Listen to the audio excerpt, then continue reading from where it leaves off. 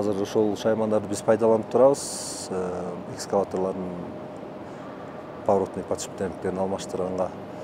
Азыркы убакта ошол 6 жума короткондун ордуна биз бул тетикти 6 күндүн ичинде алмаштыра алабыз. Эгер убакыт менен эсептегенде бул бизге бир 120 миң долларга чейин, ошол 6 жума жумушчу канча күч кетмек, ошо 120 миң долларга чейин бизге экономия болуп турат бир экскаватор алмаштырганда.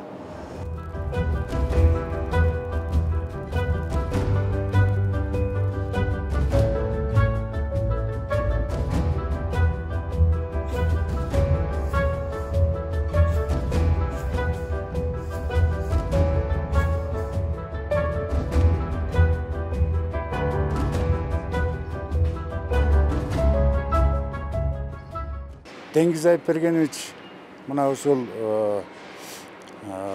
временный управляющий болгондон баштап мен ойлойт элем, мен айтат элем, бул эң жакшы жака биз багыт алдык.